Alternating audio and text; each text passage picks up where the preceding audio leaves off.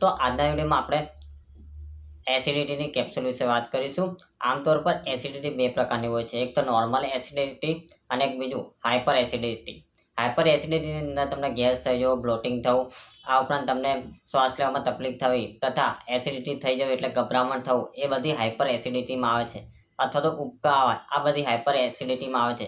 દોસ્તો નોર્મલ એસિડિટીની તમે દવા લો છો ત્યારે તમને રાહત મળે છે, પરંતુ જો તમને હાઇપર એસિડિટી થઈ ગઈ હોય તો તમે ગમે તેટલી નોર્મલ એસિડિટીની દવા લો છો તો તમને રાહત નથી મળતી। તો આના માટે આજે હું સૌથી બેસ્ટ ટેબ્લેટ લઈને આવ્યો છું કે જેનું નામ છે રેબોઝન ડીએસઆર। દોસ્તો આજના વિડીયોમાં આપણે રેબોઝન ડીએસઆર ટેબ્લેટ વિશે વાત કરીશું કે રેબોઝન ડીએસઆર ટેબ્લેટ શું છે, તેનો ઉપયોગ શું છે અને તેને કેટલી માત્રામાં લેવી જોઈએ તેના વિશે વાત કરીશું।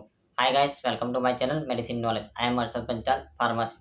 દોસ્તો આપણે આજના વિડીયોમાં રેબોઝન ડીએસઆર ટેબ્લેટ વિશે વાત કરીશું। તેના કન્ટેન્ટના વાત કરવામાં આવે તો તેની અંદર રાબેપ્રાઝોલ સોડિયમ પ્લસ ડોમપેરિડોન કન્ટેન્ટ રહેલું છે। તેની અંદર ડોમપેરિડોન કન્ટેન્ટ એ 30 mg અને રાબેપ્રાઝોલ એ 20 mg રહેલું છે।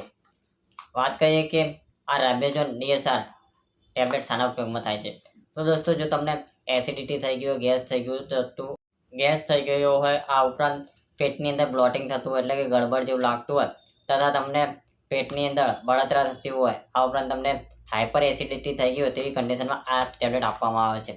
દોસ્તો આ કેપ્સ્યુલ એ ફક્ત જે હાઇપર એસિડિટી થઈ ગઈ હોય તેના માટે પણ ઉપયોગ થાય છે અને નોર્મલ એસિડિટી થઈ ગઈ હોય તો પણ તમે ઉપયોગ કરી શકો છો।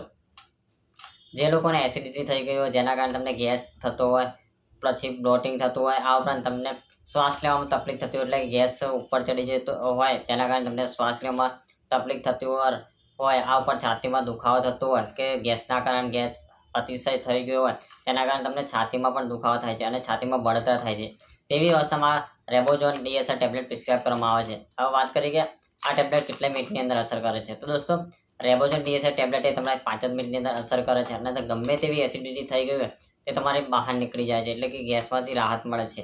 હવે વાત કરીએ કે આ ટેબ્લેટ ક્યારે લેવી જોઈએ, તો દોસ્તો કોઈ પણ એસિડિટીની દવા હોય એ તમારે ભૂખ્યા પેટે જ લેવાની હોય છે।